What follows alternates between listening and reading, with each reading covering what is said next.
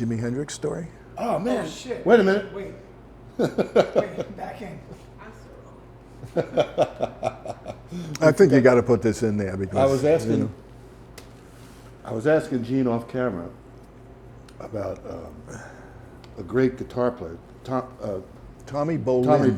Tommy Bolin. Well, that's how I know it. Oh, but okay. It could be the other. Yeah. And I was listening to a trio they did. This was with Don Elias, Tommy Bolin, and Gene. I thought, Jesus, this guy's like Jimi Hendrix. Yeah. And then you went on to tell me a tale about you and Jimi Hendrix. Yeah. Just another guy, played with everybody. So one of the Some guys bands. he hasn't played with. Well, one of the bands that I played with early on was Jeremy Steig, the flutist. Oh yeah, yeah. Flautist? Great player. Yeah. How do you say that? Yeah. Blows over a. Yeah. And he got a record contract with Capitol Records, and he decided to use Jimi Hendrix's studio. And so, I mean, we've been playing together, so we go in there 3 hours, bang, we knock the album out, boom, finished, right? So 2 days later, we go back, Jeremy and I went back to pick up, those were the days of the cassettes, rough mixes, so we Yeah, could right. listen to what we did. Yeah. And the engineer was Eddie Kramer, who was Jimmy's engineer. So he hands us the cassettes and he said, and by the way, he said, yesterday when I was doing the rough mix on this, he said, Jimmy came in and he was listening for a while. And he asked me, who are these guys? And so Eddie told him who we were. And he said to Eddie, I'm going to England, and when I come back, I want to play with them.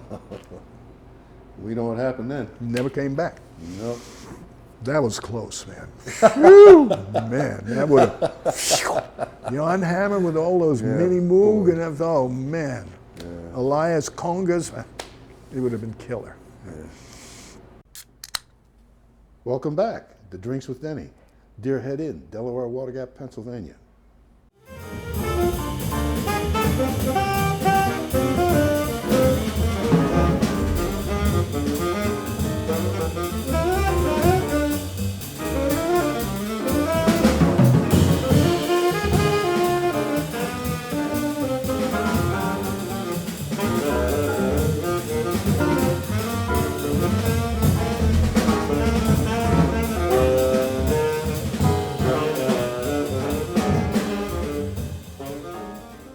I'm here today,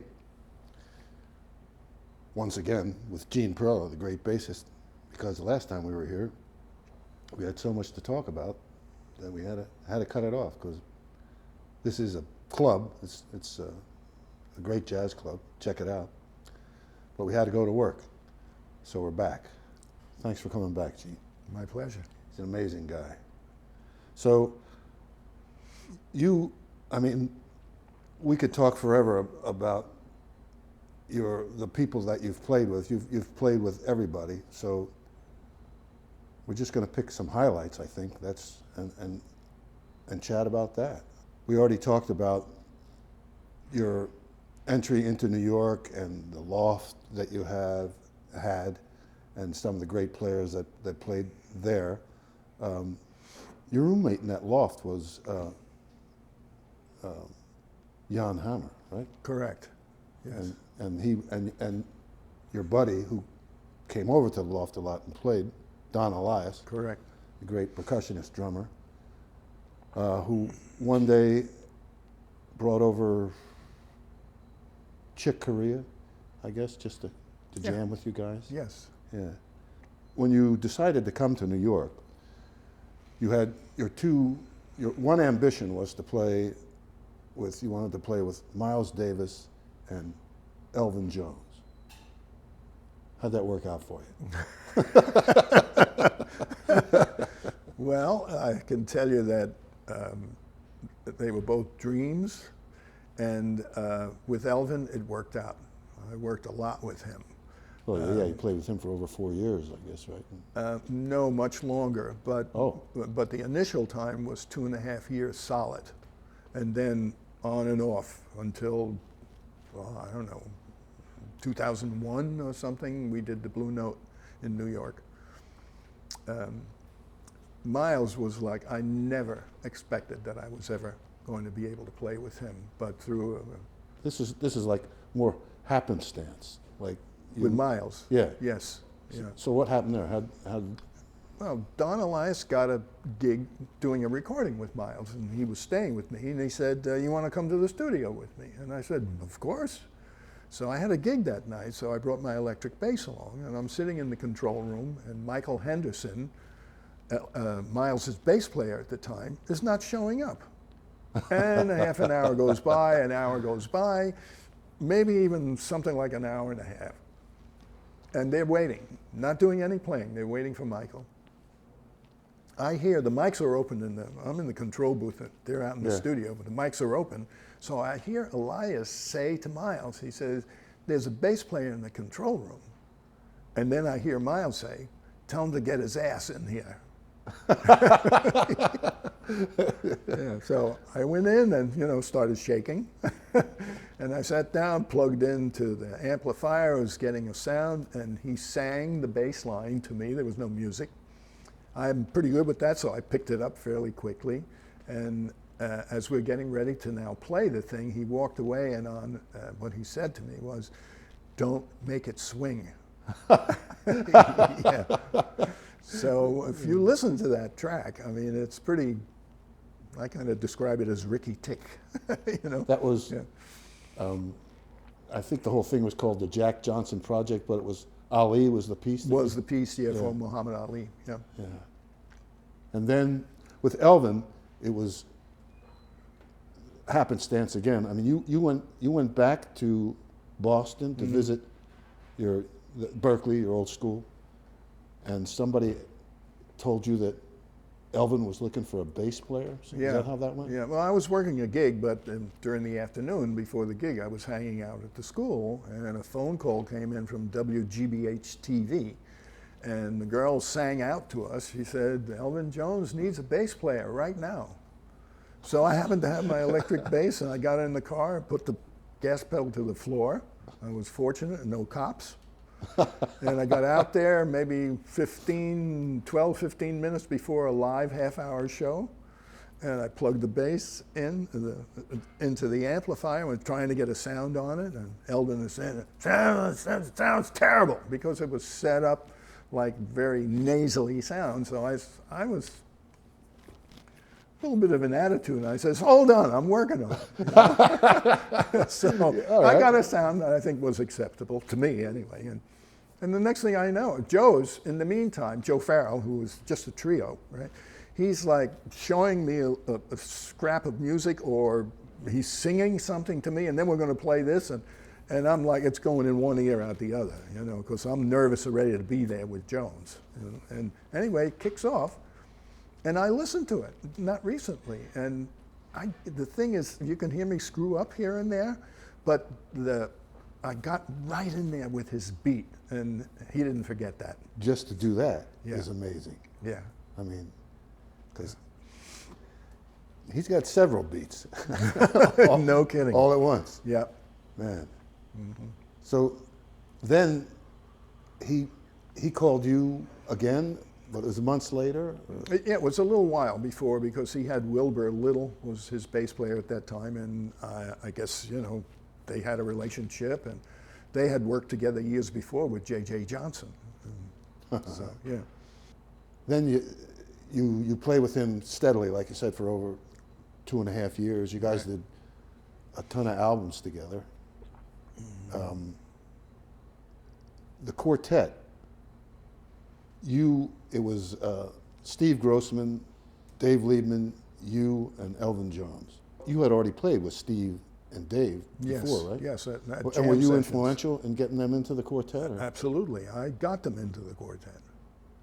So, so basically, you're the guy to know. You've done that a lot. You did that with Jan Hammer for the Sarah Vaughan.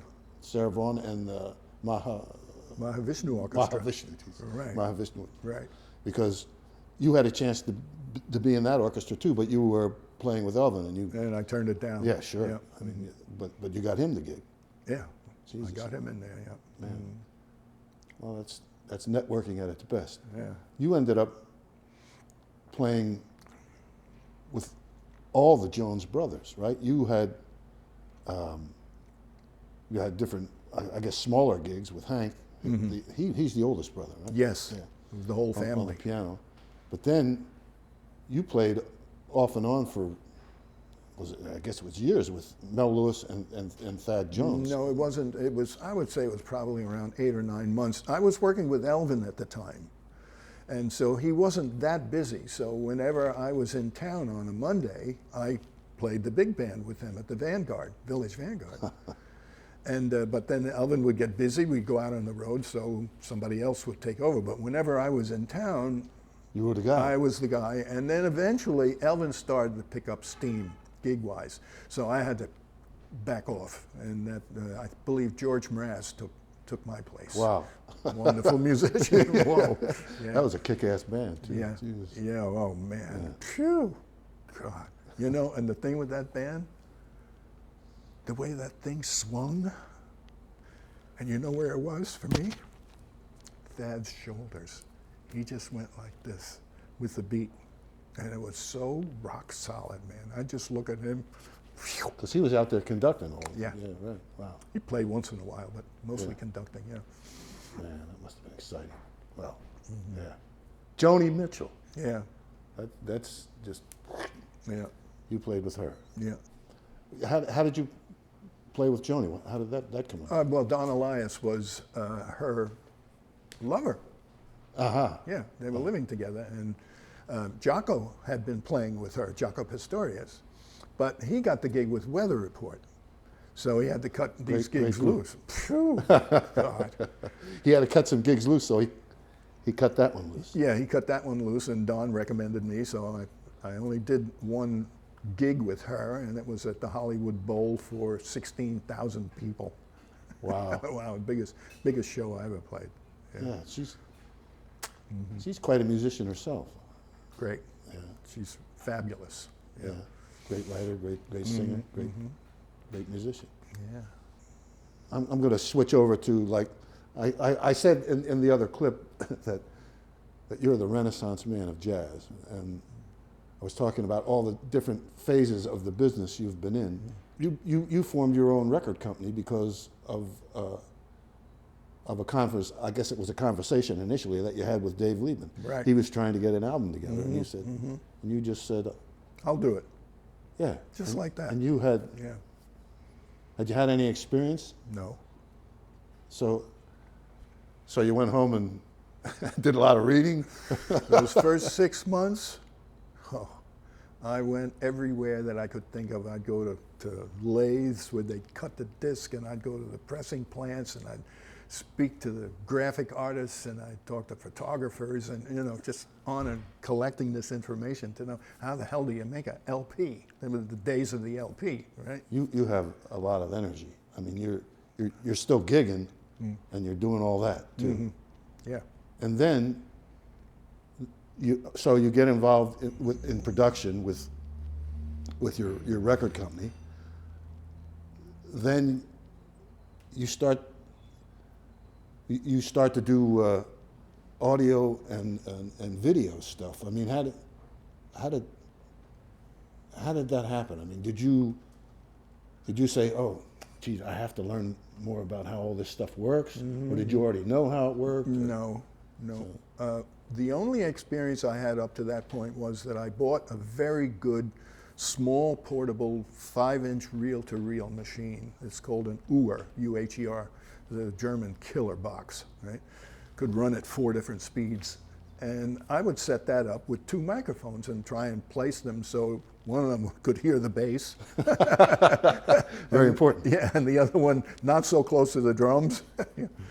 And so I recorded, I got like boxes and reams of stuff, through the years, especially back in those days when we were jamming, 3-4 hours and then maybe do another one later at night. But when I started the record company, I said, I really have to learn, about what is recording? What is it? I mean, I know what a microphone is, but how does it work? I don't know. And so there was a school, it went out of business a few years ago. It's called the Institute of Audio Research. And do you ever hear that club on University Place in the city called Bradley's? Do you ever hear of that? Sure, Bob Duro. Well, everybody played there. Yeah. But I saw Bob play there when I was young. Oh, yeah. Well, I played there a bunch too with Jan and a bunch of people. Wow. And this school, I don't remember what floor, 5, 6 floors up in the same building, that's where the school was. So I came down the end of the first night of class and I went into Bradley's to get a drink, right? It was packed. And I'm standing at the bar and this guy is standing next to me, short, kind of like, and we started a little conversation and he said, "What's your name?" I said, "Gene Perla." And he says, "Oh, you're that famous bass player." And I said, "I don't know about that, I said, "And what are you doing?" I said, "Well, I'm going to school up here." He says, "You want a gig at my studio?" Bang. And his partner was Todd Rundgren. Man. I fell right into that, And so how long did you? It was quite some time. I mean, not years, but I You learned a few things. one of the first things we did was Todd wanted to rewire the entire studio, so it was completely ripped apart. So I got to see a studio built up from scratch. It was a home kind of thing, but it was certainly professional. He was making professional records. Well, yeah. Yeah. A lot of them. Yeah. A lot of big names. All the notes, Yeah. Yeah. So then you went on and started your own company? Is that how that worked? With like audio, video stuff? Yes. Hmm. Not video. I was just wanted to make records. Yeah. No, video came later. But because of the audio thing, you went from making records, jazz records and stuff, I heard you tell a story about, you got an opportunity to do some stuff on Broadway. Yeah. Like Sweeney Todd was in trouble with the sound or something? Yes. Yeah. And you went in there, you were like the superhero that... Yeah. My partner and I, yes. Yeah. Audio man, here comes Audio man. and you, that got you in the door there, and you went on, what, Sweeney Todd, City of Angels? That was the next one, and that won Best Musical of the Year. And then you got recognized too for your audio work in that. No? No. Can you believe this? They have it now, but back then, lighting gets... There was no... There was nothing for sound. What the hell? When you go see a Broadway show, what do? You're looking at something and you're listening to something. And it's all about sound now. I mean, there's a lot of visual stuff, but the sound in the shows now is amazing. Yes, yeah. Well, we were part of the development because we introduced a lot of technology. We were the first to introduce a moving fader automatic system. I don't know if you want to know about this, and I can. I don't want to know. but that's just me. I'm a tech nut. No, I'd love to hear about it, man. What was it? Well, it's the volume controls of the various microphones is controlled by this board or mixing console, whatever you want to call it, with different names, right? And so now, get this. You and I are having a conversation on stage here with these microphones, right? Now, I'm close to you, right, talking. What microphone do you think is going to hear me better? Mine or yours? Well, yours, because I'm talking straight into it, right? And vice versa. Okay, that makes so the operator had to be doing this with those two faders. He's watching the script, right? He's going like this. And how perfect is that going to be? So now this new technology came, and it was all, computerized, and we'd get the level and set it, and then all he did was push a button, and the faders would go just like that. So, and we did a lot of stuff. You introduced that kind of technology. Yeah, we were the first to have that on Broadway. Yeah. Because I've done some stage work in big theaters before all that stuff was around. Mm-hmm. You had to be able to project. Oh man, yeah. And keep your chops together. Yeah. Couldn't have drinks with Denny then. The father of the two guys who had that company called Sound Associates, which is still in business, he introduced the microphone to the Broadway stage. Their father. Wow. Yeah. So they probably had when they used to hang from the pipes or right in the front of the right by the orchestra. Mm-hmm. Right. So we got Sweeney Todd, City of Angels. Then I know Lion King, but there was one before. Beauty and the Beast. Beauty and the Beast. Geez. Man. And you weren't getting any sound when did they start giving awards for Well, I sound? don't know, some years later. Yeah. But- It's crazy. Because the sound on all those shows is Killer. Yeah, really. And then you expanded. You got gigs. Well, you got gigs down in Florida. I think it might have been SeaWorld, but I've never really been to SeaWorld. But what struck me was it was the manatee. Manatee habitat. So you Designed the sound system and had it installed. Yeah. So when the manatee are singing to each other, you were there. Your stuff was there. I don't know. I wonder how they used it. Yeah. Anyway. So a couple of other things, maybe little short examples. Beauty and the Beast, right? The lion roars, right? Yeah. He's not going to be able to do that on stage. So he came in and did his thing. We recorded it, and then we processed the hell out of it, right? So when it was time, he'd open his mouth like this, push the button, roar like this. Man, cheating again, spoiling that illusion. All right, now here's one more. We did the remake of Victor Victoria with Julie Andrews playing the lead. And Wow. she, Great show. I believe she brought it to Broadway. That show came to Broadway first, and then they made a film of it. I think so, yeah. And there's one place which she sings and a glass, she Yeah, finds she the shouts- resonant yeah, when she's frequency and bang, the glass. You remember that Ella Fitzgerald used to have a commercial Yeah, doing right. that? Memorex. Is it Ella or Memorex? Yeah. And so she could not sing that note anymore. She could only sing one step below, one whole step below. That's as high as she could get. So she came to our studio. We got a good recording of her singing that voice. We pitched it up a step, and when it came time, same thing, she went, and the guy pushed the button. Yeah. Saved again by the technos. Fun That's stuff. why you guys get all the money. Oh yeah. You get more. I mean, you get more than the guys that are on stage. I know that. I mean, I was doing a show down in D.C. and I used to stand in the wings a lot and talk to the guy that was. He was the electrician, a master electrician, and a union gig. So he got to be there, just standing backstage. He wasn't. I guess if something needed fixing, which didn't happen too much. They're called a gaffer. Yeah. Yeah. He was the guy, but he was making nice bread for standing there. But he was cool. He would mix me a nice summer drink because it was a hot show. I did a lot of dancing when I came off stage. Oh, that's nice. Fire it down a little bit. Yeah. So back to being in New York. You're still, while you're doing all this stuff, you're doing all this audio stuff. You're still doing gigs too. Some. There were a few years there where I really bailed out. I think there was one year I only did 2 gigs the whole year. There was a time Because where you were too busy doing the audio. busy working on my record label. Yeah. That was the main thing. Wow. Yeah. Just getting it out there. Just producing. Well, yeah, producing and promoting. Radio stations, reviewers, That's a and big- all that. That's a big hustle. Yeah. Constant work. Yeah. So then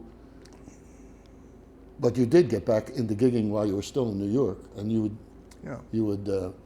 you're still going out on the road then? I mean, I know you went around the world there for years, got different gigs in Europe and Japan and Yeah, I South wouldn't America. wouldn't say that I was, really like some other players who did it a lot. I went to Japan once.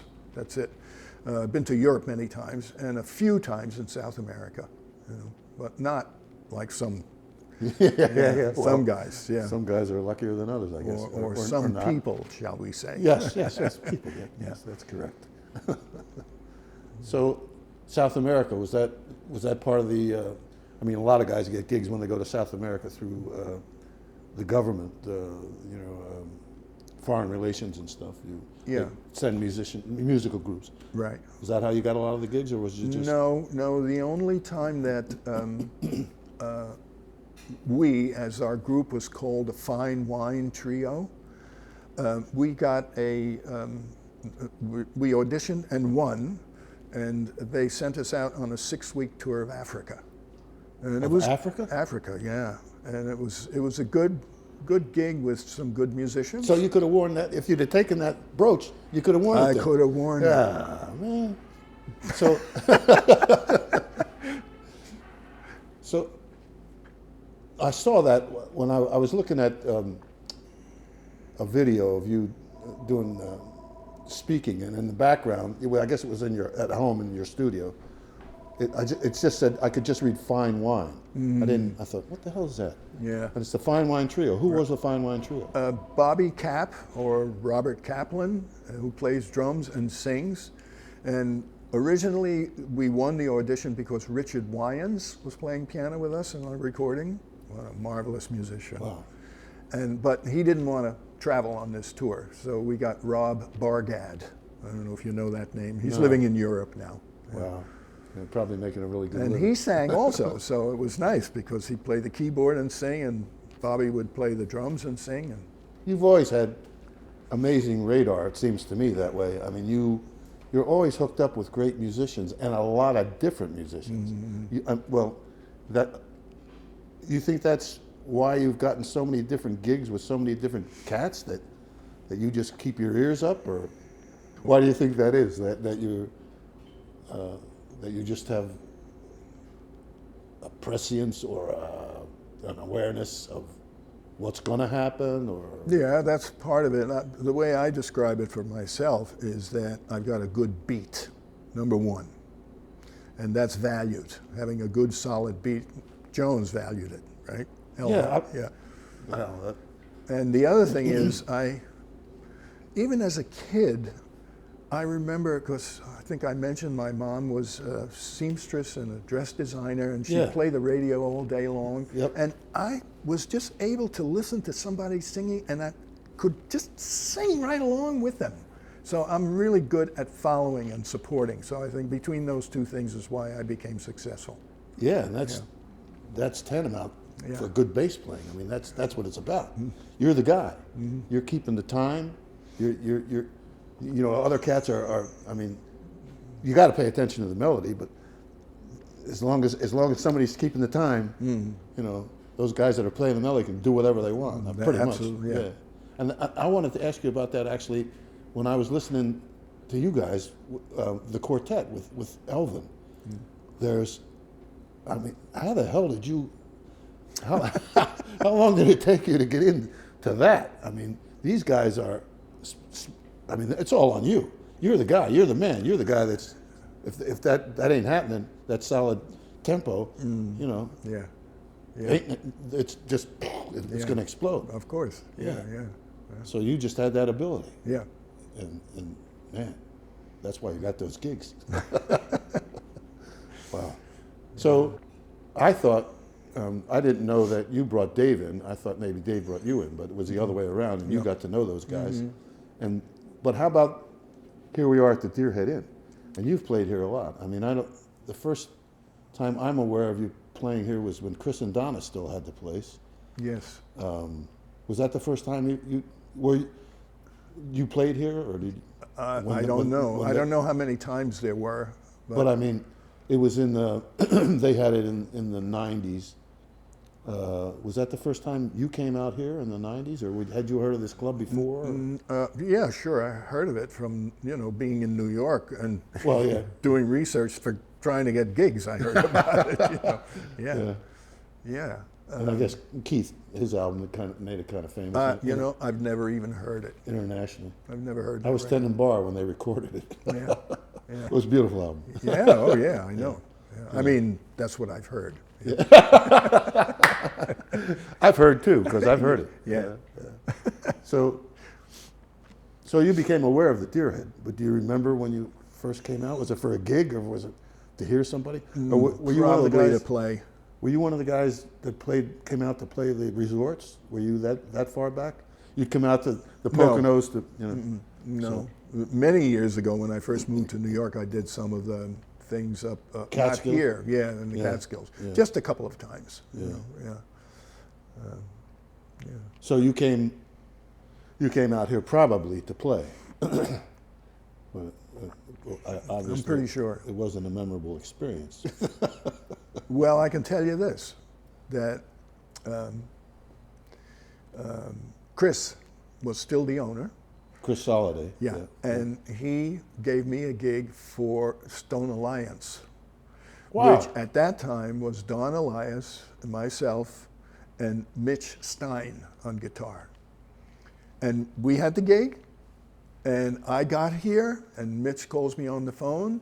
He says, Elias can't be found. I had to cancel the gig. Yeah, and Chris, he must have loved that. Yeah. I don't know. So that was the first experience. Mm-hmm. Did you get another? Well, obviously you did. I don't know. I don't remember. Yeah. I could look. You know, no, I mean, I've got calendars of every year. Yeah. Yeah, Wow. gigs and stuff, yeah. You would. To have the life that you have, you'd have to have something like that to keep track of all that stuff. I mean, Sandy doesn't do any secretarial work for you, does she? Keep it well fed. Well, that's important. Yeah. That's important.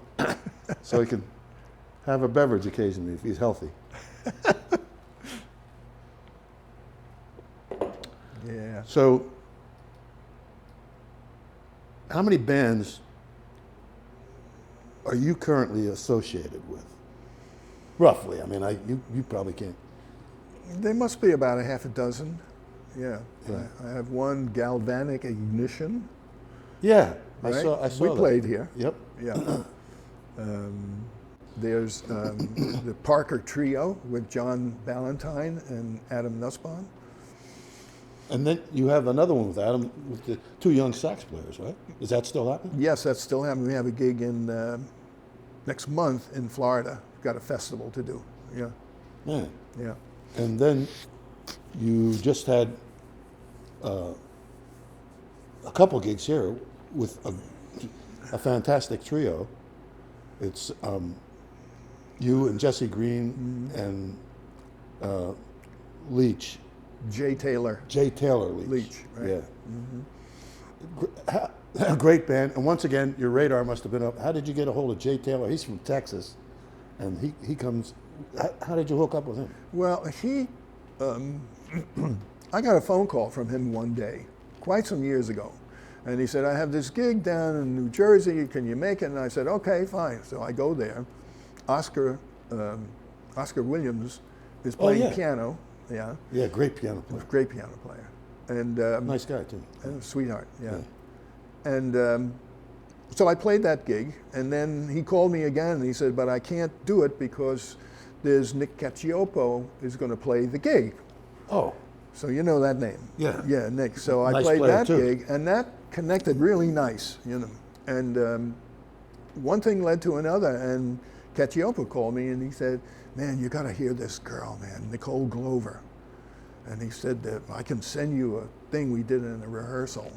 And it's Oscar playing bass on the keyboard and Nick on the drums and playing giant steps uptown. They're burning this thing, and she's playing the horn. smoking thing. She's smoking that stuff out. Yeah. And I don't know if you know what's going on with her, but she's exploded on. She's top quality. Oh, that's Yeah. great. Yeah. Jonathan, the guy that's helping us out on this shoot, is also a great photographer. Uh-huh. And her picture's hanging here in the deer head. Ah, okay. 'Cause Yeah. I think he liked her playing. I think that was it. I don't think it was.